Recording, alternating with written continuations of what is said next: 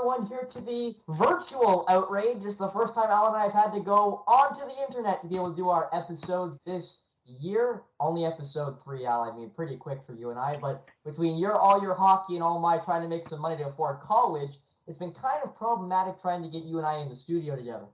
Yeah, I mean, that, and I've also gone full lazy considering how busy I've been in the last 48 hours. So, but I mean, hey, this is why we have things like this, right? And I mean, this was a norm during COVID, so Yeah, you still and I a would norm. go with class, eh? Oh, geez, yeah, let's not go there. But let's just stick to what we're, somewhat good at, which is sports. I'm good at. You're somewhat. Don't try to lock me. Okay. Okay. I'm good. You're somewhat. Okay. I thought I considered us as equal sometimes, a little bit. Oh, Stepping the envelope. So. That's pushing the envelope, eh? Yeah. You like to think so? They're a Hurricanes fan with the Leaf flag with the Hurricane shirt on. I mean, it's actually pretty sad. Like there's I was telling you earlier, like the Fetch jersey's right there in the background. Then I got the flag for the Leafs, and then I got the Hurricanes flag, Hurricanes T-shirt right on my chest. It's kind of funny, but yeah, I love it. Magical. Anyway, we're going to be talking about football. Football games are going on all day long, and they continue as you and I record this at about 6 o'clock p.m. Eastern Standard Time. We also can talk about some baseball, some big retirements there in St. Louis. Also, playoffs are almost here. I believe we got about a series and a half left before they show up, Al, and we get to watch the Blue Jays get eliminated in the wild card game. And then lastly, Al and I are going to talk about some hockey. As you can tell, Al is a hockey guy. I also do like my hockey. My attack plaque is right there where my finger is pointing. My Bruins plaque from all the cups, safe one, is over there. But anyway, we'll talk about where we place divisions, because Al and I have an interesting way of doing it. We're not just going to give you who we think makes the playoffs. We're going to go 1 through 8 every division to tell you who we think is going to make the playoffs and where we think they're going to land in each division. So hopefully you enjoy that. I thought it was a different take on explaining why we think teams are going to be good versus bad. But anyway, starting off, Al, we're going to start off with football. And football, obviously, let's get right into it. The big story coming out of this week, without this weekend being done yet, is Tua Tagovailoa. The poor young man now was released from hospital, was taken into hospital after another head injury. I'll say another because allegedly he didn't have a head injury coming out of week 2, which I think you and I can both agree is complete garbage. Oh, it's yeah. Come on, man. We're gonna have like the outrage like right now because I have a concussion history. Like I've taken my fair share of hits to the head playing hockey, and this was a joke. This was an absolute joke. Like after the first hit against when he took that first hit to the head against the Bills in week 3, and you can see he was in discomfort, and you can see his legs weren't even underneath. Yeah. His legs weren't even there. Yeah. How the heck do you allow a guy like that to come back? I don't care if he passes whatever protocol, concussion protocol. Well, first of all, he didn't pass. They're full of crap. Clearly, he didn't pass because the NFLPA fired the doctor or the specialist that they fired the neurotrauma. You know what the worst part is? You read the quote. It says many mistakes were made. And I'm like, oh really? What gave it away? The fact that you let him back onto the field when his legs weren't there? Come on. And then he goes back to the next game and gets hurt again, and then gets stretchered off the field, taken to a local hospital. Luckily, was released that night, but it's been such a gruesome, it's unreal, disgusting way from the NFL. And I love Jalen Ramsey's quote of, let's not worry about jersey policies, let's worry about player safety. How about that? It's absolutely, it's unbelievable, how that situation, completely avoidable. And my other question is, how does the NFL continue to manage to drop the ball on so many things that seem so freaking simple? The Deshaun Watson thing. I'm sorry. That guy shouldn't see the field for the entire season, in my opinion. Considering the MLB has done with Trevor Bauer and his allegations, right, made against him. For those of you who don't know, Trevor Bauer, he's done till 2024 because of sexual assault allegations, and they didn't even find I want to have the legal right term here, but those allegations were, I believe, acquitted. Yes, there you go. Thank you. Watching a lot of suits recently, so I'm getting up in the jargon. So there's that, and then there's the Colin Kaepernick situation. That's self-explanatory as to how they dropped the ball because, like, Kaepernick, in my opinion, should still be in this league. Should have never left. Should have never been, sidelined or whatever. And you have this. Like, it's so, like, concussions are, I think, the least dark situations out of all of those scenarios I just listed, where it's clear as day what should have been done and what shouldn't have been done, and yet they somehow still managed to screw it all up. I'm frustrated because Tua now could be out for 4 weeks, maybe more, depending on how his recovery goes. They haven't officially released his diagnosis. Obviously, it's a concussion. For those of you who have had concussions, you'll know, or you probably guessed the same as me, where he was probably diagnosed as impact concussion. 2 to 4 week recovery time, depending on how well your brain heals. And it's a severe thing. This can kill you. Like, honestly, it's a simple, yeah. And, well, that's the other thing, right? What if he comes back after he's healed, cleared, good to go, properly checked out, hopefully, and he's head again, and it's just as hard and just as bad as the other two? I pray that doesn't happen, because Tua and the Dolphins have actually been really impressive this season. So I hope not the case. But, worst case scenario, this can kill you. Like, brain injuries are no joke. And the NFL, I believe, something this simple was mishandled. Yeah. I'm outraged, Spencer. I am outraged. But yeah, it's crazy.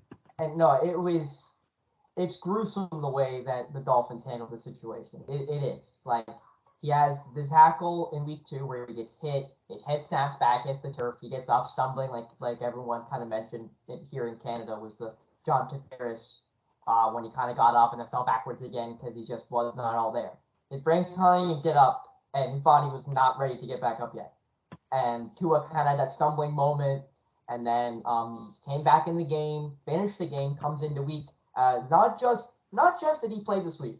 Not just were they expecting him to play a week after. They played the Thursday nighter. So that means he had even less time to prepare himself after having an alleged concussion. They said it was back, and I want to say back, neck, maybe even ankle injuries.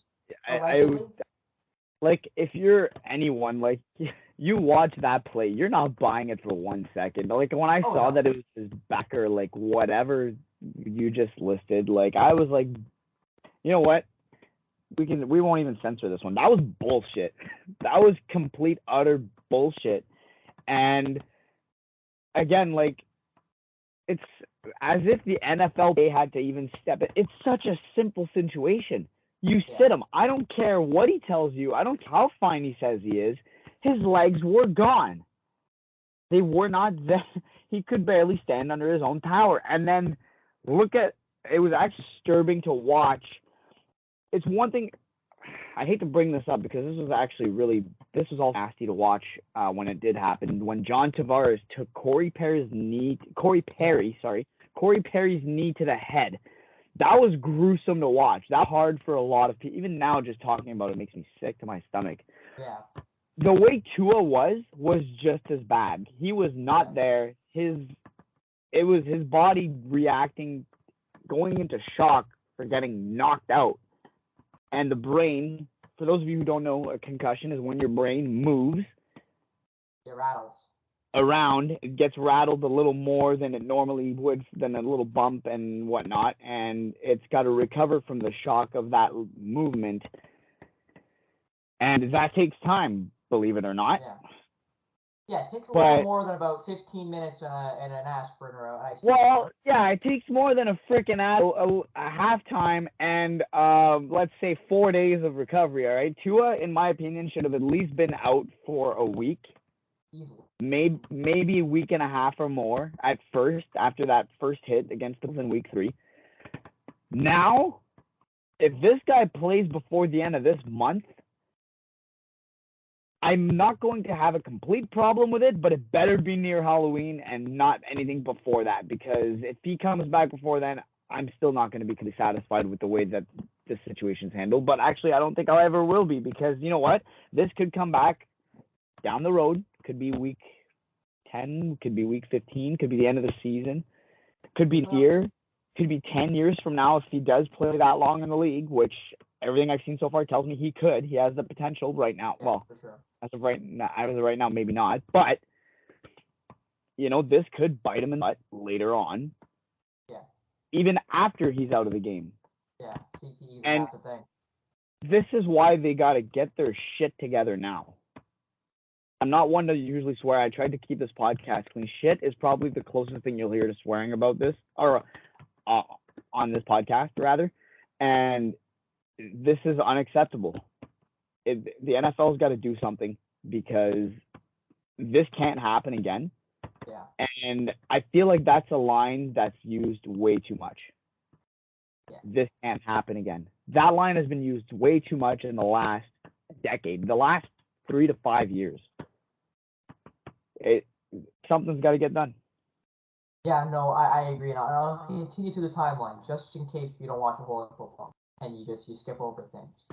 So, Tua, as you said, gets that head injury in the week before, last week. Yeah, we against the Bills. Comes back to the game, finishes the game, gets ready again. Short week, not even getting Sunday to Sunday or Sunday to Monday, Sunday to Thursday. So he has to get ready in 4 days' time to get ready for a Thursday night against Cincinnati. I believe it was Cincinnati. Yeah, I was right. They lost to Cincinnati. Yep. And in the second quarter, he gets hit again and he gets absolutely crunched. And he doesn't get up, and they have to stretch him off the field. And he has to go to a Cincinnati hospital. And now he has been released, and the neuro trauma consultant was fired, as Al said.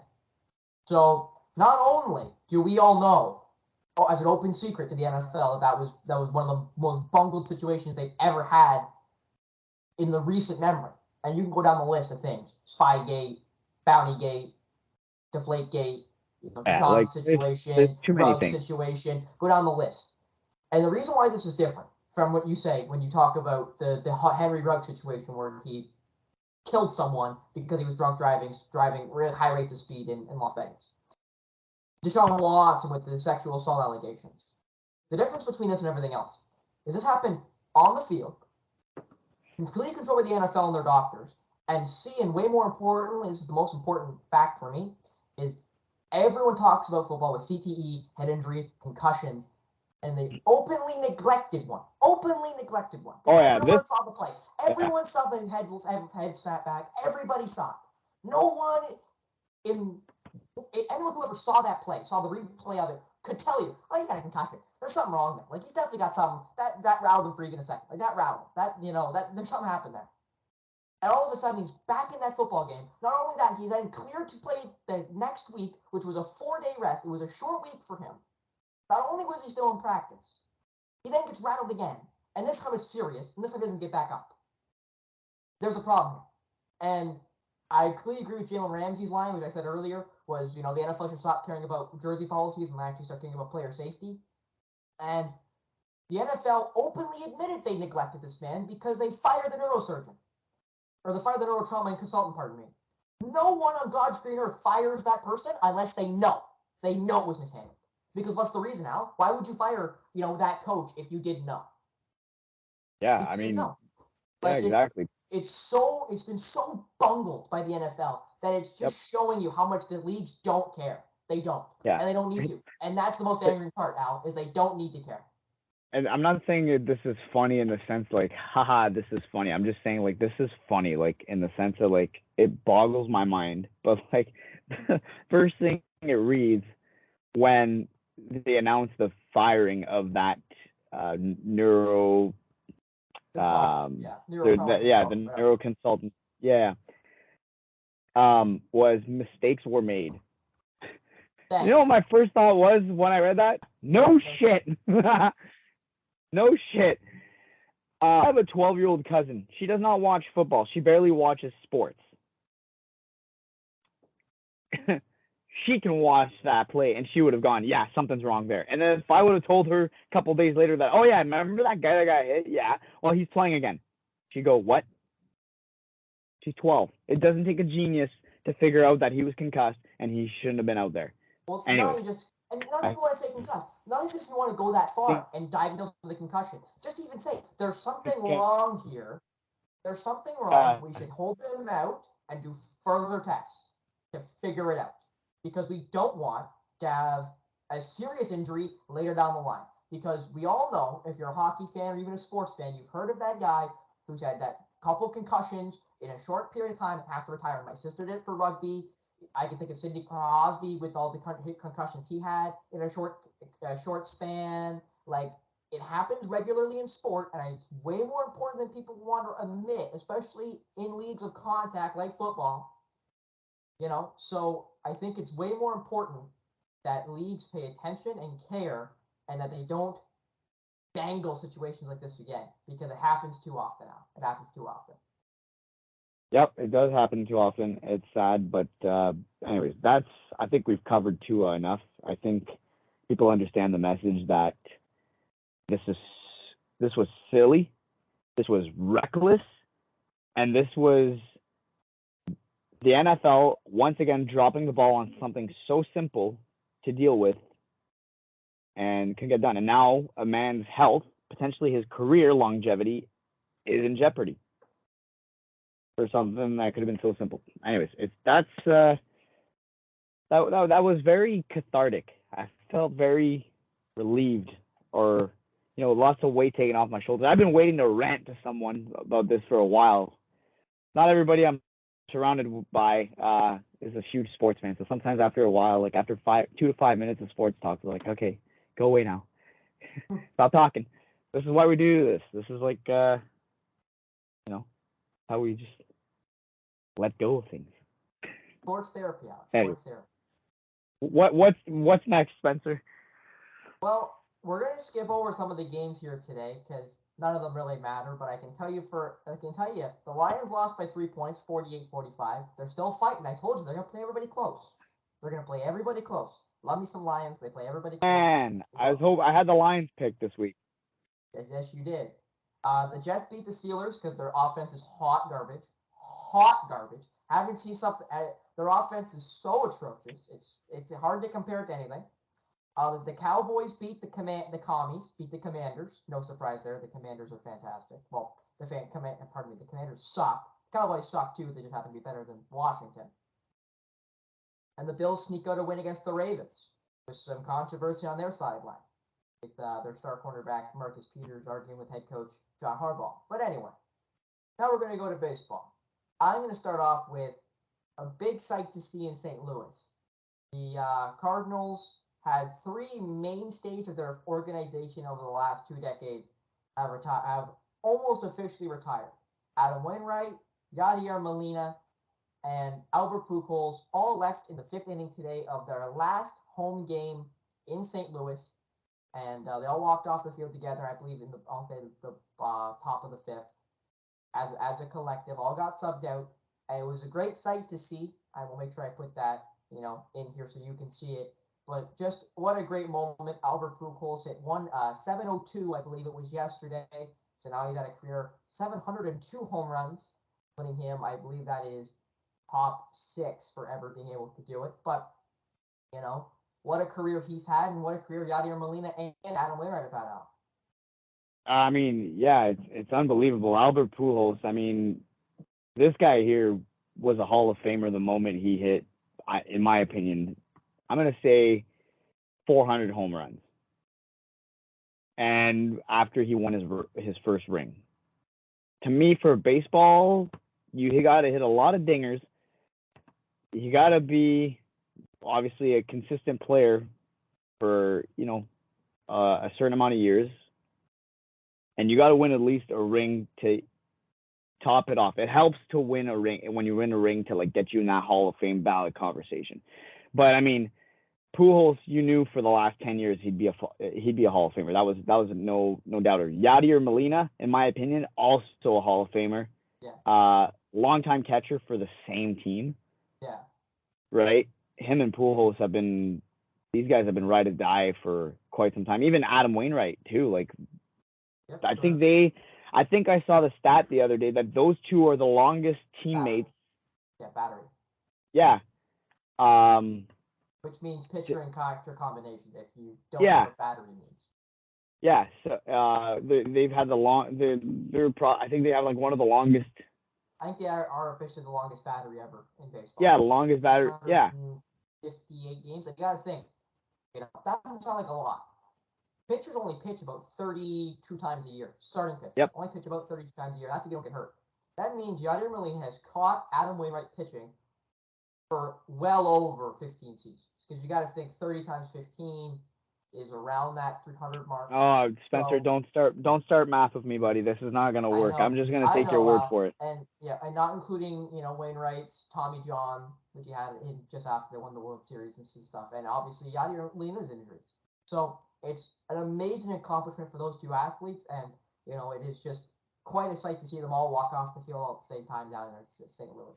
It's definitely unreal, and I mean, you know what? It's guys like that make you appreciate the game of baseball. Like those guys, clean careers, all have rings. They played the game the right way, and for them to just that's the way you want to end your career, in my opinion. If I were to play pro sport, whether it's baseball, hockey, football, you name it, that's the proper way to walk it off.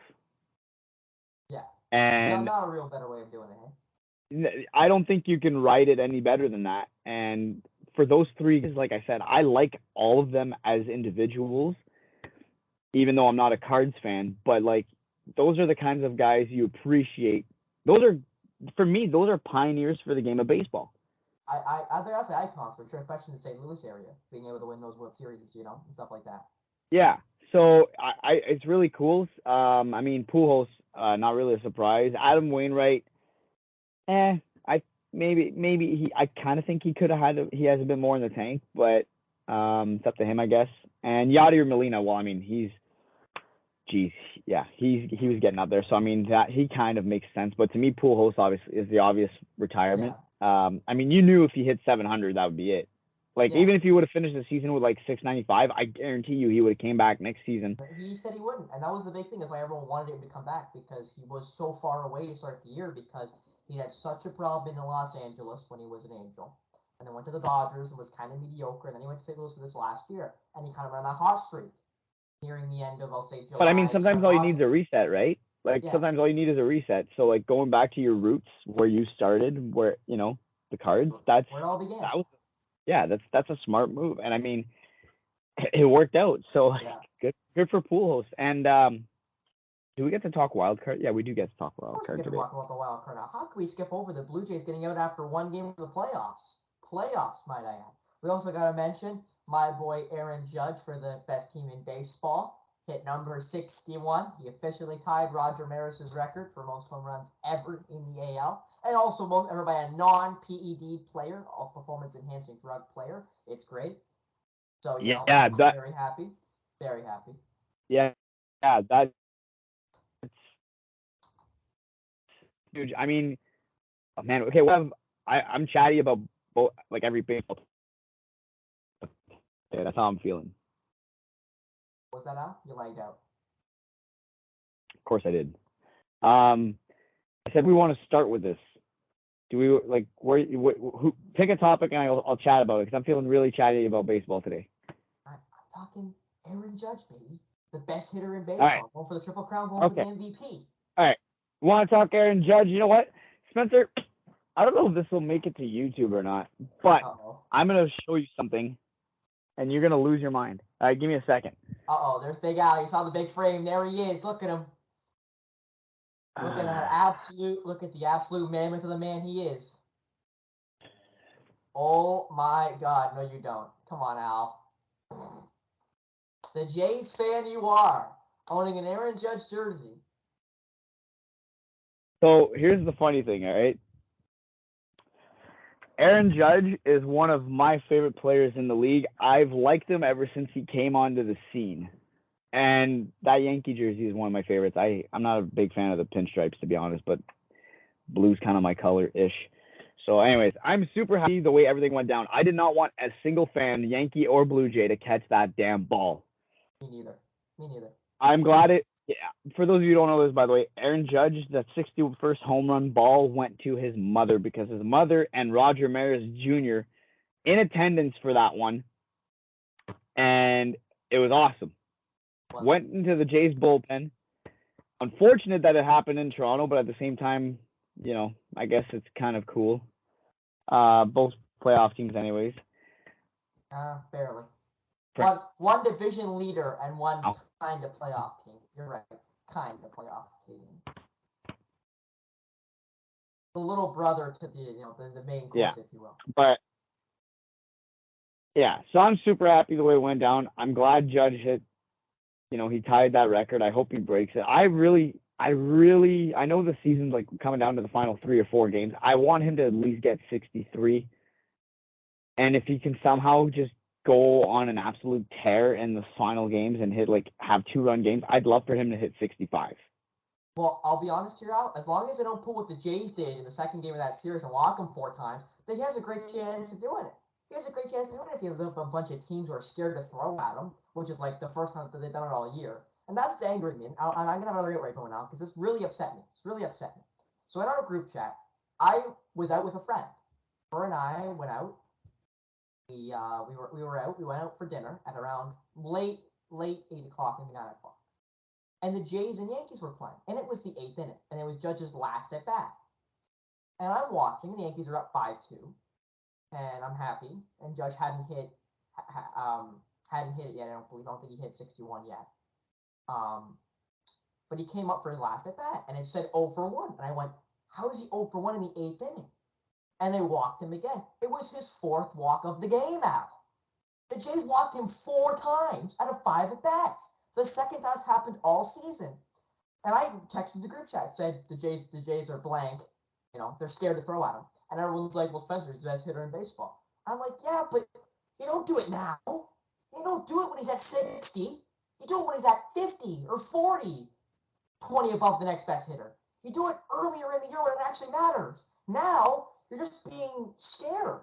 You're just plain scared to be scared. And I can't, as a guy who would love to coach, I can't get behind that. I can't get behind the idea of your head coach telling you, don't do that. We're scared of him. Don't do that. No, you don't play scared, period, no matter what you're doing, what you're playing, what your activity is. You don't play scared. If we're going to play him, we're going to play him straight up because at least at the end of the day, we can say we did our best. I'm not going to walk him 4 times and then say, well, at least you hit number 61 today. Woo! Great job, guys. We got the champagne when we clinched the wild card spot. Like, what a joke. What an absolute joke. How about, instead of doing that, how about you got some cojones and say, you know what? We're not scared of that guy. We're not scared of that guy to the point where I don't want to walk him once this whole series. I want to pitch to him every single at bat. I want to make him strike out, ground out, fly out. I'm not scared of him. We're not scared of him. We're going to pitch to him and prove it. We're going to be the only team in baseball to not walk him because we're not scared of that kid. We're not. I don't care how many home runs he's got, 60 or not. I don't care what his average is, 318 or not. Don't care. We're throwing at him because I want to prove to everybody else that we ain't scared of him because when we play them in the playoffs, that's what they're going to see. Because, Al, let's be honest here. The Jays could play the Yankees in the playoffs. And what a way to enter the playoffs. Oh, yeah, we're scared of your best hitter. We're going to walk him 4 times every game. He's going to get the Barry Bonds treatment. Like, what an absolute joke. Absolute joke. Jays should be ashamed of themselves. So should every team, to be honest, who's been scared of Judge all year. Come on now. Grow some cojones, throw at him. This is outrage moment number 2 for whoever's keeping track. Because Al, then this is the big point. If it was the shoe on the other foot, if Vlad Guerrero Jr. was at number 60, and the Yankees were playing him at Yankee Stadium in the third last series, and he was walked 4 times, I'd be pissed off. Because I refuse to be scared of an athlete. I don't care. No, you throw at him. If Vlad's going to do it, Vlad's going to do it in New York. That's fine. I don't care. Don't give him the ball. So here's my thought. I actually agree with you. And here's my deal. I've been saying, and I have this on record, you can find my Twitter account. It's there. It is there. You have to find it. I'm not giving you my handle. You can go find it yourself. Do your research. Okay. We got to do ours. You do yours. Anyways. They should have stopped throwing at Judge the moment he hit 30 home runs. Because I tweeted out, I wrote it. I said, how are teams still throwing at this guy? It doesn't matter where you're throwing to him. He's going to hit it. Inside up, inside down, outside and away, up and away, high fastball, straight down the middle, does not matter. Watch the highlight reel. He is hitting the damn ball. So for me, it was like, okay, yeah, he's close to the record. At this point, pitch to him. Screw it. You had all season to stop pitching to the man, and you decided to stop. You decide to stop, like you pointed out. You decide to stop pitching to him when he's on the verge of history. You know what? We're gonna have to bleep this out. We will have to bleep this out. Oh, that'll bleep. What a head move. Literally. No, like, that's what's angering me, Al. It's not that I don't get that he's one of the best hitters in baseball and you shouldn't throw to him. I get that. I completely understand that. But why are we doing it now? Why is it happening in the third last series of the season? Why isn't this happening in game 102 or game 82 or game 62? Why is this happening now? It doesn't make any sense. Like, why are you not throwing to him now when the playoffs is basically set in stone? You can't tell me you don't know where you are. You can't tell me that because we all know that Jays are top of the wild card. The Yankees already clinched the division. So what are we doing now? Why are we having this argument when we all know where we're going to sit when the cards are done? So let's just be honest here and just say, you know what? We're not going to be scared of this kid because if we play him in the playoffs, they're going to think we're scared of him. That's not going to happen right now. I'm not, and I want to make this clear. I'm not saying just give it to him. No. Make him work for it. Throw the best thing you've got, but don't freaking just walk him. That's bullshit. And you know what? They're better than that. I can't believe it went on for that long. I thought it was funny because again, I don't like the Yankees. I like Aaron Judge, but I don't like the Yankees. But when I saw that, I was like, I'm not a full. I'm kind of on the wagon for the Jays. I've been following them since 15. I've been following them since. So I'm more and more of a fan the more I've seen them. I've watched them play. That's how it usually works, right? I think. Usually. But I was kind of one of those guys where I'm like, you know what? I'm gonna step off at this stop, and I'll catch the other train later. I got off the Blue Jays train when they were doing that.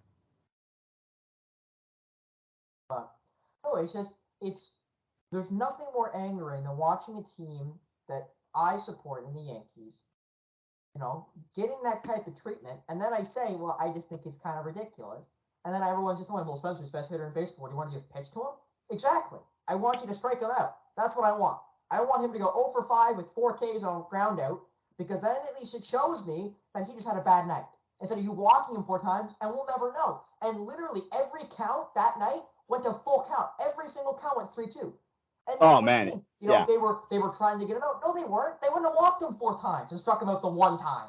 Like, that was a waste. In his first 3 at bats, I literally looked it up. In his first 3 at bats, he swung the bat 3 times. The first bat he swung twice because he had 2 fouls, and they didn't swing. He swung 1 swing in the second at bat. Literally didn't swing the whole third at bat and walked. Literally, the bat stayed on his shoulder for all 7 pitches. Like, what an absolute joke! Like, what? And I'm gonna call it. Giving us what the offer at. What a joke. What an absolute joke. Absolute joke. So now on to the wild card. Yep. Jays currently in the top spot in the AL. Seattle in second, Rays in third. All officially claim the Orioles cannot catch nobody. So the AL is set. The NL, on the other hand, is not set yet. Milwaukee still has a prayer. 1.5 games back of the Phillies for the 3rd spot in their race, as well as the Padres still not clinching theirs yet, but they're 3 games up on Milwaukee. So they have a pretty good chance of clinching their wild card spot. But right now, the Mets are the only team who have claimed, which is the Mets, the Cardinals, the Braves, and the Dodgers, who have won 110 games. First time the Dodgers have done that since 1909. History made in LA. But who do you think makes it in the NL? Do you think the Padres are able to jump the Phillies, or do you think it stays pat and it's Padres, Phillies, Mets? Man, it's tough. I really like the Padres too. Like, I think they're probably one of my favorite teams in the National League, and if not, they are my favorite. And maybe that's a little bit, I think once Manny Machado got there and they started adding big pieces like Blake Snell, and when the Padres was like the place to be in the National League at the time, other than the LA Dodgers. I really like the Padres. Here's my thought process. I think the Padres are a 1st round exit. I really do. I think the thing is, there's teams that are just known as teams that choke, and you can look at the Leafs, for example, right? They always they can never win in the big moments. And the Yankees, I hate to do this to you, Spencer, but they're that kind of team for the American League. I mean, if anyone's expecting an upset this year in the American League, it's going to be the Yankees getting ousted in the first round again. And I think the Padres. Just keep talking. I'll rebuttal, but you just keep talking. All I'm going to say is the Jays, I think they make it out of the wild card, but they will not win the first round. I'll say that. Well, I'll be honest here. It'll be tough, but yeah. When I say I think the Yankees go to the ALCS, they probably play the Astros. No offense to any of the wild card teams. That includes Cleveland because they got to play a wild card game because only now the top two teams from the divisions make it, and Cleveland's obviously the bottom of the. Cleveland's my second team. Cleveland's my second team I have that's going to choke. It's either going to be the Yankees or the Guardians. I'm sorry, the Guardians are playing Tampa in the wild card game, so they're probably going to get slapped unless Tampa absolutely implodes. Tampa. Yeah. Well, by the way, I think it's been set. The Jays do have home field advantage now for the wild card. Game 1 is going to be this upcoming Friday, and guess who's going? The big man on the screen right now. Heck yeah, man! Bought a ticket. I saw you post your ticket. Yeah, I saw you post your ticket. Well, it's okay when you see him lose to Seattle. My pick to go to the Wild. Should be fun. Series. First ever pro playoff game I see. Well, Al, it's gonna be so much fun to watch the Jays lose because Seattle's going to the World Series. But anyway, yeah, currently the playoffs brackets look like this: Tampa plays Cleveland. Winner of that plays New York. The Yankees. Then you go over to the bottom, and it'd be Houston as the DS team. They play either the Jays or Seattle. Over to the NL, the Braves play either St. Louis or Philadelphia, the Cardinals or the Phillies, and then LA will play one of the Mets or the Padres. Now, Al, could you imagine a Dodgers for NLDS? Not even CS, NLDS. 100 win teams in an NLDS. That's going to be absolute mayhem if that's the way that works out. Obviously, it's still going to beat the Padres, but I would go as far as to say I have a lot of confidence that DeGrom would win in a one-on-one game. It's definitely going to be crazy, and I do think this will be one of the wildest years yet. One of the wildest postseason runs yet that we've seen in the last couple of years. I think there's going to be chaos. Yeah, for sure. I think there's going to be upsets, and I think it's going to be very fun to watch, and I cannot wait. Yeah, it's definitely going to be interesting. Now to our last topic of the night. We're going a little short today. Let's go. Let's go. Let's hope we keep. No, we're not going short. You know what? This is not short. This is called reasonable time, my guy. Okay, I can smell dinner upstairs. By the way, for those of you who don't know this, I live at my aunt's because I save money that way while I'm in school. Because he's a curmudgeon. Well, it's okay. I smell my dinner too. Jalen brought in my dinner while we were doing this, and I heard it. It was kind of funny. But anyway, so lastly of the day, talking about the NHL predictions. Al and I just coming out of preseason. We still got a week till the NHL starts. They're about 5 days. October 7th is opening night. The NHL. Can't wait. Al and I are not going to pick cup winners. Al and I are not going to pick playoff teams. Al and I are going to pick 1 through 8 for every single division.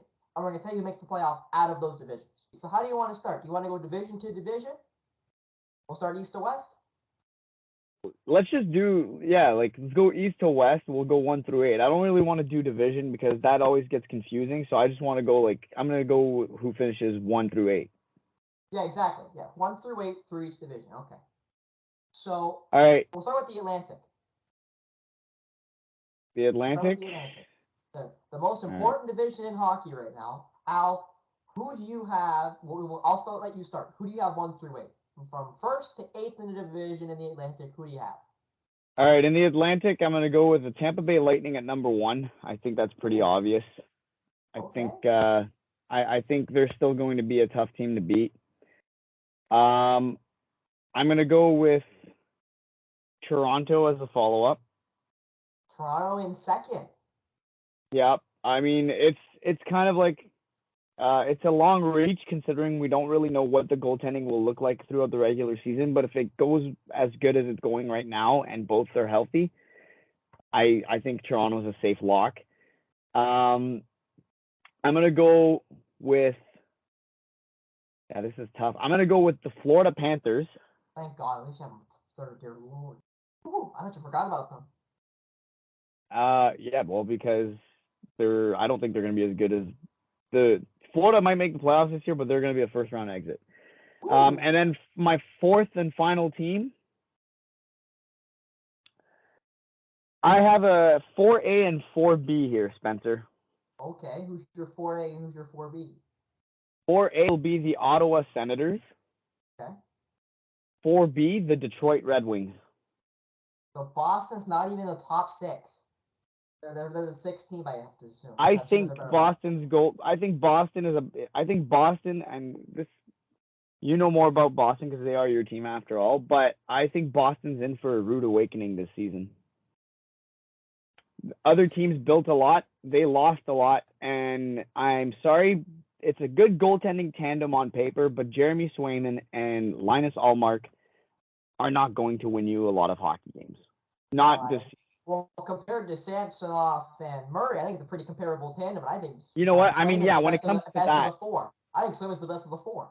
So yeah, anyway. when it comes to that, fine. You know what? You're right about that. I mean, your goaltenders have a lot better chances than the Leafs goaltending right now when it comes to winning hockey games. But so that's what I got in the Atlantic Division. I like it. I'm okay with it. I'm satisfied with my picks. Well, of course you are, because of your picks. They're bad ones, but they're your picks. Anyway, so I have it 1 through 8 because I did the actual assignment because I actually do homework around now. Anyway, so I have first, as they were last year, the Florida Panthers. Can I flip you off on this? I'm gonna flip you off. There you go. Of course, there you go. I'll make sure I don't have you up when I say that. So it works out perfect. So they just hear you say that anyway. All right. I put Florida number 1. They were first last year with 122 points. They won the President's Trophy. In second, I have the Tampa Bay Lightning. They were third last year at 110 points. I have them second this year in the Atlantic. In third, who am I doing? I told Al I was between a 3A and 3B. And I really want to do it to upset him. But I'm not sure I should do it to be right, if you will. But I think I have to, Al. Toronto gets third in the Atlantic. All right. Toronto gets third in the Atlantic. Ottawa gets fourth. They were the team I was arguing with Toronto between third and fourth. I think it's going to be a lot closer than it was last year. The Eastern Conference was literally 8 teams and everybody else. Those 8 teams had basically set up their playoffs by basically February. We were playing the last 3 months of the year as just formalities, basically. Yeah, I agree with that. I say that's a safe assessment. Like literally the 8 teams that made the playoffs in the East all had over 100 points. No one else had more than, I think, 90 from looking at my sheet. But actually more than 80. The top team who make the playoffs in the East, the Islanders, 84 points. So it was kind of not close. They're gonna suffer this year, the Islanders. You think so? Well, anyway, before we get to the Metro, so the Islanders be a lot closer. I have Ottawa in 4th. I have Boston in 5th. Ottawa was 7th last year. Boston was 4th last year. I have them in 5th. I have them making the playoffs. I have the top 5 teams in the Atlantic making the playoffs. I have 5 Atlantic teams making it. Detroit's in 6th. They're going to be really close this year. They're going to be very, if not up on Boston for that 5th seed and making the playoffs, they're going to be very, very close. So Detroit in 6th. Buffalo obviously in 7th. They were 5th last year, actually. Very good end of the year. I think they end in 7th. I think the Atlantic is just too good for them. I do think they're a good 7th team, but they're not going to be a top team comparatively speaking to the other teams. And then Montreal last. They were last year, 55 points. They're going to be this year. Montreal's they're gonna have growing pains, and they have 0 goals. They're already talking bad about Slafkovsky, the guy drafted 1st overall. So I don't even want to hear from Montreal fans this year. They're going to be probably the worst in the NHL again, if not close to it. Yeah, no, like I think what we're going to see out of Montreal this year is we're going to see that they're going to be dangerous in the next few years offensive, but until they find a goaltender, and don't get me wrong, you might not find another Carey Price. That's okay. You don't need to. But I will say this, they need to figure it out. I mean, Jake Allen is great and all, but I don't think he's the answer. So Al, who do you got in the Metro? Metro? Number 1, Carolina Hurricanes. I can tell with the jersey and the shirt. Yeah, it's pretty easy. I mean, it's a no-brainer. You want me to give you a few arguments or not? Like, I mean, if goaltending. We don't need the arguments. We're good. We know. Okay, yeah. If you've tracked the Carolina Hurricanes off season, it's a pretty much a done deal that they're going to be first in the Metro. All right. At second, the New York Rangers. Yep. I think that's a solid pick. This is the interesting one. This is the tough one here. I'm going to go with the Columbus Blue Jackets. Oh my Lord, Al! What are you doing? It's a bold pick. If I'm wrong, so be it. But I think Columbus is a team you can't sleep on, and I have another 4A, 4B. This is another tough one too, because damn, the Capitals are. Nah, you know what? I don't know if they'll make the playoffs this year. To be honest, the Caps, net. Fourth. Oh wait, they have Darcy Kemper. That's right. But fourth for right now. If I'm going off, this is just damn, it's okay. I have 3 picks. This is the problem here. The Metro is gonna suck this year. The Metro is gonna suck. It's not gonna be able to keep up with the other teams, in my opinion. I'm gonna go. There's gonna be 5 Atlantic teams making the playoffs. I'm gonna go with the Metro. I'm gonna go in order here. I'm gonna say don't sleep on the New Jersey Devils. You're putting New Jersey fourth? No. But yes. But no, I'm going to go with Pittsburgh. Pittsburgh's my fourth pick. Lord. Pittsburgh's my fourth pick. Then I have the Capitals and the Devils, but I wouldn't be surprised if the Devils make it a little interesting. Al, you're unbelievable. So I agree with Al. I like underdog stories lately. I don't know why. I'm just into it. But yeah, I'm going to go Pittsburgh. Pittsburgh is my fourth. I'm locking that in. That's my fourth team. Okay, so wait, do you think 3 Metro teams make it, or do you think 4 Metro teams make it? Do you think Metro gets a wild card seed? Because I don't. I think they should be the top 3 divisional. Yeah, no, the Metro's shit. So I'm going I'm gonna have to say that the Metro teams are there's definitely going to be 1 wild card team. You think there's gonna be 1 wild card team in the Metro? I mean, it's so I'm gonna leave it as 4 picks in each division. There you go. I'm gonna do that. Okay. So I'm gonna say Pittsburgh is number 1, but you know what? Things can change. It's hockey, and at the end of the day, you're gonna be wrong because you suck. Anyway, so I have Carolina number 1. Yep. There you go. For first last year, 116 points. Rangers second, easy pick. Second last year, 110 points. Now my third team. That was a pretty obvious pick between Pittsburgh and Washington. I got Washington. They're third in my rankings. Those are the 3 teams that make the playoffs. Pittsburgh is on the outside looking in this year for the playoffs. Wow. Okay. I thought you were going to say Pittsburgh because I like the goaltending situation a lot more in Pittsburgh than I do in Washington right now. But they're all injury prone. Jari's injury prone. DeSmith's injury prone. I don't like any of the old guys Pittsburgh's got. Malkin's probably gonna get hurt again. I don't really like Gensel. Never really like Gensel. Crosby's probably gonna get hurt. He's old. I'm not sure if I trust Letang. Pittsburgh's just old to me. They're just really old. And I think this is the year they're gonna implode. I think you look at both rosters though. Washington and Pittsburgh are very comparable in the sense that. I'm not saying it's not going to be close out. I'm just saying Washington beats out Pittsburgh for that last playoff spot because I don't think there's going to be a wild card team. I think they're going to be the last 2 teams to fight for that playoff spot, and they're both going to be garbage. So it's going to be whoever wins that last game. I think it's going to be Obi and Washington. That's my opinion. All right, I like it. Pittsburgh gets fourth. As I said, they're going to be close to Washington. Outside looking in on the playoffs because I don't think they make the playoffs this year. I think Boston and Ottawa take those last 2 wild card spots. Then 5th are the Islanders. I think they have a good team, well put together. I love Sorokin, but I don't think they're going to be able to make the playoffs. I mean, Metro's garbage. I just don't think they're going to be higher than 5th. 6th, I got Columbus. They were 6th last year. The only 2 teams I flipped from last year's Metro division is Washington and Pittsburgh. Pittsburgh got 3rd. Washington got 4th. I'm going to put Washington 3rd. They make the playoffs. Pittsburgh 4th. They don't. So then Columbus 6th. New Jersey 7th. I do agree with you, though. New Jersey is a dark horse pick. They do look really good coming into this year. I don't trust them like I didn't trust them last year, but I definitely see what you're talking about. They could be a team to upset some people and make it close. I don't think they make the playoffs, but I think they make it close. Kind of like the Devil, or kind of like Detroit in the Atlantic. I was gonna say they make it close. I don't think they make it. I was gonna say Detroit and the Devils will have very similar seasons, in my opinion, when it comes to when other teams play them throughout the season. And then Philadelphia is my last seed in the Metro. They're garbage. They're going to be last. Yeah, really. Anyway. Another bleep there, Al. Great job. Anyway, now to the Central. Central Division. Who do you have? All right. This is pretty easy. Colorado's going number 1.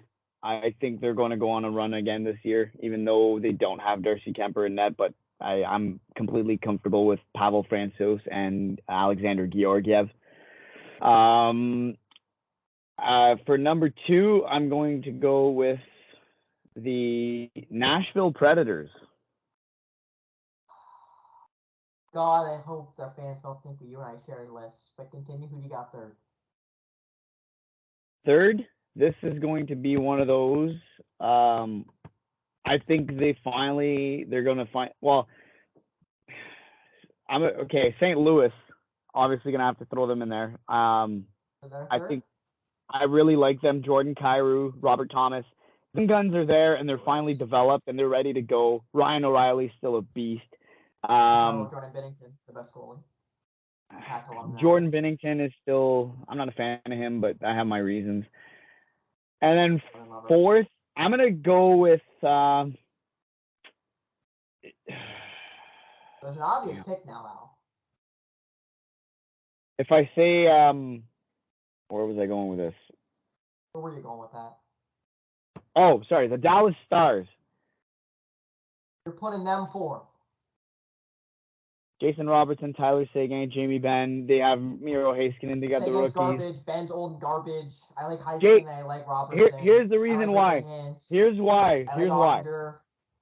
Jake Ottinger. There you go. You said it right there. Jake Ottinger is going to be the reason why the Dallas Stars stay with it. And you know what? The Dallas Stars, in my opinion, had no business to be in the playoff picture last year. No business at all. I agree. And they were there.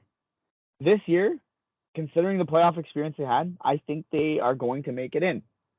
The Winnipeg Jets, I'm not sold on them at all. I think they need to blow it up and they need to figure their shit out because it is not. They stripped Blake Wheeler of the sea over there, first of all. I don't agree with that move. If you're going to do that, why not just trade him? Because the fact that you've been keeping him there after that, I don't understand it. I don't care how old the player is. I don't think you need to make the best player your captain when it comes to stuff like that. I agree with that. And when it comes to goaltending, yes, his name is Connor Hellebuck, but it's more like Connor Hella sucks, in my opinion. He has not been the Vezina goaltender that we've seen in the past, and he is not a playoff contender as of late, in my opinion. I think if he finds his game, sure, maybe. But Mark Scheifele's unhappy. He's voiced that. I don't care if he's come back out afterwards saying he is happy and it was just one of those where he had his little moment, his little tantrum, and that was it. No. Mark Scheifele, this is my hot take for the Winnipeg Jets. Mark Scheifele gets moved at the deadline if things don't go the way it's going to go, or the way the Jets think it's going to go this season. If they're not a playoff team, but come the trade deadline, and if they're not close, to a playoff spot, Mark Scheifele is gone. Yeah, Shelley's going to get canned. They're going to be sellers. If they're not a playoff contending team, and even if they're not mathematically eliminated from the playoffs yet, from playoff contention by the trade deadline, which by the way has been announced, it is March 3rd. Yeah. I think the Jets blow it up. Yeah, I have no doubt about that. I agree with that. Now to my Central. I think they become big sellers at the deadline. And just because the Leafs are dumb sometimes, if Connor Hellebuck becomes available at the deadline, you can't afford him. You can't afford him. Not right now, but hold on. Get this, Spencer. What did the Tampa Bay Lightning do the first cup they won? You want to do not in 2004. I'm talking about the first You one. want to do the LTIR, long-term injury reserve, and get a bunch of extra cap space. All I'm going to say, if Connor Hellebuck is on the market, I can see the Leafs being in on it. And if there's one thing the Leafs have shown over the years when it comes to making deadline moves, Brandon Pridham and Kyle Dubas know how to move money and how to make it work. Sounds like a mafia man right there. They know how to move money, baby. They know how to make sure money's not found. Anyways, okay, I want to hear your picks now. So to my Central, you missed a big team, by the way, Dum. You missed a big team. You'll hear it. You're gonna say Minnesota? Colorado, don't give me that shit. Colorado's an obvious number one. 119 points, second best team in hockey last year. They won the cup. Nashville's number two. I also had Nashville number two. They were fifth last year. I don't know how in the world you pick Nashville out of a hat. I love Saros. I love Forsberg. I like Johansson. I like Granlund. I like most of their team. I think their team's fantastically talented. I've been looking at their defensive core, which is great with Yossi and Ekholm, and go down the list. Fabro, we'll go down the list. Number three is Minnesota. For obvious reasons, Minnesota is fantastic. They were second last year in the Central. I think they dropped down one spot. They lose Kevin Fiala to LA. Fantastic forward. He's going to be hard to replace, but they still got Kaprizov. They still got Joel Eriksson Ek. They still got some real talented forward. Greenway on the third line who can move up to fill that Fiala spot. A lot of faith in that Minnesota team. I think they get third. I also have St. Louis in the playoff spots. I have them in fourth position. They were third last year with 109 points. I got them in fourth. Winnipeg's in fifth. Dallas is in sixth. I think Dallas is going to be bad this year. Arizona is in seventh, and Chicago is in eighth. And in my hot take, I think Chicago is the worst team next year in hockey. I think they are the worst team in hockey. Wow. I mean, they're gonna be one of the worst teams in the league. That's for sure. I think it's going to be between Chicago and Arizona again. To be quite honest, I think Montreal's gonna be right there too. I think Montreal's gonna be right there. But no, I think Chicago's bottom of the barrel. I think Kane's gonna want to. They have no team. Like I think Toews. They have nobody. As soon as they move. Taves, pardon me. I like using Toews as a joke, but Taves. Just in case anyone doesn't know. As soon as they moved DeBrincat, I was like, it's over. They lose Dak too for Romanov. Like they literally traded one of their best young forwards. They drafted third overall for a middling defenseman. Like what a joke. Oh yeah, and like kudos to them. Like they got draft picks and all. But I mean, so the reason why I didn't pick Minnesota, I basically based my picks off of goaltending. Marc-Andre Fleury, are you joking? Dude, come on. Are you joking? You're trying to convince yourself that Marc-Andre Fleury is going to have a good season. Come on, man. He's going to have a decent season, and that team's really good. He's going to have to be really good because I don't think that Minnesota, the only way Minnesota gets into that picture is if they outscore their opponent. Matt Dumba is not going to save you. Al, you're blasphemous. Fleury's going to be great. Minnesota's going to get third in the Central. You're an idiot. Well, I can't wait to see. I'm just telling you right now, I don't think so. I'll put money on it. Okay, fine. Minnesota makes the playoffs. I'll put money on it. No doubt. We'll go with that. I'll take your money. The easy money. I'll take your money. Now to the Pacific, Al. All right. Pacific. Who do you have? This is where it's going to get interesting as hell because this division is going to be fun to watch. Okay, I'm very excited to follow the Pacific. All right, number one, Calgary Flames. You put Calgary number one? Oh yeah, I'm on. No, I think this is their year where they're going to. Calgary had a great offseason, and don't get me wrong, Brad Treliving, sorry, geez Louise, I can't say that. Treliving. Don't get me wrong, he did say it doesn't mean nothing until, that doesn't mean nothing how good of an offseason you have. That's not how you decide GM of the year or whatever. But I think Calgary is a much better team than last year. The problem with Calgary is if Markstrom doesn't collapse and doesn't absolutely disappear, because let me tell you something, any hockey fan knows that Dallas series burned him out. Oh, yeah, no doubt. It drained whatever he had in the tank, drained him. They didn't expect that series to go that long. I think fans didn't expect that series to go that long. He burnt out. That wasn't expecting that series to go that long until Jake Ottinger decided to go Superman for Oh, Jake Ottinger. Honestly, Jake Ottinger should have had the Conn Smythe. Number 2 is going to be the Edmonton Oilers. Okay. Okay, that's obvious. You're missing someone. Number 3, the Los Angeles Kings. Oh my! Ow! Come on! You're missing someone blatant here, man. Come on. No. I'm getting to it. Number 4, the Vancouver Canucks make it in the season. You put Vancouver at 4? Yep. Repeat that. No. You gotta say that loud and clear. You like that? Just said it. I want you to say it nice and clear, nice and loud. The Vancouver Canucks are my number 4th pick. That is the dumbest thing I've ever heard in my entire life. So, Al, do you know who you're missing yet? Do you see who you're missing? Not only did you miss Minnesota, you're missing my number 1 team in the Pacific. The team I put number 1 at the very top of the pile in the Pacific. I'm listening. The Vegas Golden Knights are the number 1 seed in the Pacific. They were 4th last year, missed the playoffs, might I add. But they're in this year. They're the number 1 seed in the Pacific. At number 2, I have Edmonton. I think Edmonton with Jack Campbell is a good addition. I think he's better than what they've had in the past. Obviously, Connor McDavid and Draisaitl stay healthy. I like Darnell Nurse. Evan Bouchard's a great power play quarterback. Even though on the Knights, though, they suck. Anyway, Shut up. I think Edmonton gets 2nd. In 3rd are the Calgary Flames. I don't really like their roster. I didn't like it last year. I don't like it this year. I like Markstrom. Don't think he's that good. Like some of the defensive core. Not exactly trusting of the team. I put them 3rd. In 4th. You do know the Flames. Really? They won the Pacific last year. Yeah.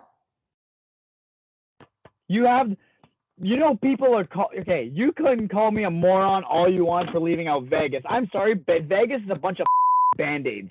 They have no goaltending. This guy goes back might break again. Mark Stone's a freaking piece of bamboo on the ice. Who knows what he's going to get hurt here? And did I mention they have no goaltending? Where's Robin Leonard? Logan Thompson's gonna save that. By the way, Shea Theodore is great and all. Pietrangelo is great and all, but Pietrangelo is on his way out, in my opinion. Vegas is not doing it. The Calgary Flames, people are calling their roster better than last year, and I'm one of those people. There's no way in hell that they finished 3rd. I'll put some more money that Vegas is higher than Calgary. You are a madman. But my 4th seed in the Pacific is Los Angeles. I think Los Angeles gets the 4th seed. I think they make the playoffs. I think that's reasonable. Vancouver's in 5th. I think they're close. I don't think they make it. I think St. Louis, Minnesota, Nashville, and Colorado are just better than them. So I don't think they make the playoffs. I think they're close. Anaheim's going to be a fun team again this year. They're going to get better, but they're not going to be there yet. I think they're 1 year away. I think next year is going to be the year. I don't think this year's going to be it. I think it's next year. They're going to be close, though. They're going to be close to Vancouver and close to the playoffs, but not there. The Kraken are 7, and another hot take. San Jose is an 8. San Jose is going to be hot garbage. San Jose is going to be right there with Chicago and Montreal for the worst team in hockey. You know what's sad about the San Jose Sharks? Their jerseys are going to be better than their play here. Oh, definitely. They're going to be atrocious. But so just for those of you who my reasoning on my picks were solely based off of goaltending, because I do think goaltending is huge. Yeah, especially the Leafs 3rd. You put the Leafs 2nd. You put the Leafs 2nd with garbage goaltending. You can't even say that, you liar. Don't even start that. The reason I'm basing it off of what I've seen so far. I'm waiting for Matt. I'm waiting for no. Better than Vasilevsky. I'm waiting. Me too. Or better than Bobrovsky and Spencer Knight. Me too. Spencer Knight and Bobrovsky individually are better than Matt Murray and Ilya Samsonov put together. Let alone the tandem. Dear Lord, I like Samsonov. I think Murray's garbage, but I like Samsonov. And then I think comparable to Bob and Spencer Knight. So what a joke. Absolute joke. I think was it Forsberg? Or no, is it Philip Gustafson for Ottawa and Cam Talbot? I believe it's Philip Gustafson's his name. Yeah, I think Forsberg got moved to Seattle, I believe. Yeah, because they had Forsberg and Gustafson. They kept Gustafson. Philip Gustafson and Calvin. I think Talbot and Gustafson are better than Samsonov and Murray. By the way, I this is a long. It's already a. I was hoping to wrap this up soon, but I guess if we're going to talk hockey, we're gonna have to get into it a little bit. I think Samsonov is gonna find the fact that he bet on himself. I think he's going to have one of his best seasons of his career, his young career. I am not going to lie. I am waiting for Matt Murray's knee to blow out again. But both of them have looked very sharp. They look like they're hungry, and they look like they're bringing their A game. And if they do stay healthy, this is the year where Leafs fans are actually taking their blinders off for a second and going, this is not the year they're going to do it.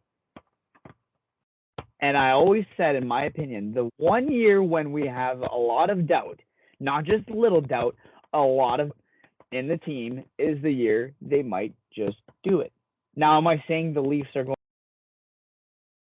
Every fan thinks it. Every fan believes that. Every fan believes that garbage.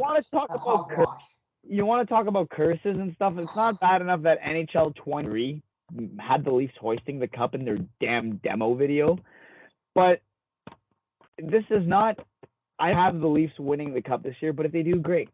I'll be really, really, really extremely happy. But I based it off of goaltending, but at the same time, I mean, I guess what I'm also going with too is if we're talking Stanley Cup playoff picture, I'm going with the team that's going to be the most active at the deadline. I pick those kinds of teams, the hungry teams. And by the way, New Jersey, the reason why I had them so high up, well, I mean, I had them fourth anyways. Is because they have Andre Palat this year. Columbus third, for Christ's sake. Columbus has Johnny Gaudreau now. Patrick Laine looks like he's going to have a year this year. I like the goaltending, Merzlikins and Korpisalo. I don't necessarily know. I like Adam Boquist on their back end. Because let's be honest, they also don't have Oliver Bjorkstrand anymore. Seattle. Yeah, I don't know. You know what? They're early picks, right? This is just off of preseason, so we can call each other psychos all day. Well, I can tell you, Calgary's not going to be better than Vegas. Don't know about that. Calgary's not going to be better than Vegas. Vegas has no goalie. Logan Thompson's going to be good. Oh my goodness! Based off of what, the 16 games he played last year, I don't even know if that's the correct number. How good the team is. Vegas is one of the best rosters in hockey. You can call him a Band-Aid. When that Band-Aid is healthy, like Aaron Judge, 61 bombs. So when that roster stays healthy, which will be this year, they're going to be gross. They're going to be absolutely gross, and there's going to be nobody compared to them in the West. Well, no doubt. You know what? All right, we'll see. I picked off of who has strong goaltending. Yes, the Leafs are a little high. The Leafs are high up because the Leafs fan. You're a Leaf idiot. You're a Leaf idiot. Yeah, I know. I don't know. It's gonna be fun. It's gonna be a fun season. I think this year there's gonna be a lot of us where there's gonna be a lot of fun teams. There's a lot of Anaheim could be a fun team. I think even Seattle could be a fun team to watch. Seattle's gonna. Yeah, I think Seattle's gonna be more enjoyable. A fun team to watch. Like there's gonna be a lot of fun hockey. Even the bad teams are gonna have those nights where they look really good. Except for Montreal's gonna be garbage. Chicago's gonna be hot. Arizona. And San Jose. I think even Arizona could have good nights. Like Chikrin, I like Keller. You know, I think Vizmelka, the Leafs player himself. Vizmelka, shut your mouth. Their whole Arizona's a whole different story, man. That franchise is an absolute freaking joke. Absolute joke. They can sell out their building now. They can sell out their building. That's good. I'm not even going to respond to that. I'll let you have that. But anyways, can we wrap this up? Yeah, that'll be it here for us, Al. As Al tries to get rid of us because, you know, he's just so done with Leafs being, you know, maybe a 4 seed in the Atlantic because Ottawa's going to be able to outpoint them. I think it's going to be close between those two, I promise you. Ottawa's going to make it close in the Battle of Ontario. But anyway, that'll be it. Ottawa, I guarantee, I'm going to say, before we wrap it up, Ottawa is definitely winning the Battle of Ontario this year. Oh, definitely. They're going to be really close to Toronto for that third seed in my bracket. Again, I got Ottawa 4th, Toronto 3rd, Boston 5th. All 5 make the playoffs with Florida and Tampa Bay. But anyway, That'll be it here for us on the Outrage. We hope you stay tuned for our next episode, which hopefully will be 2 Saturdays from now. We also can't guarantee it with Al's refereeing and my trying to make some money to go to college. But anyway, we hope to see you then. Same place, same time here on the Outrage.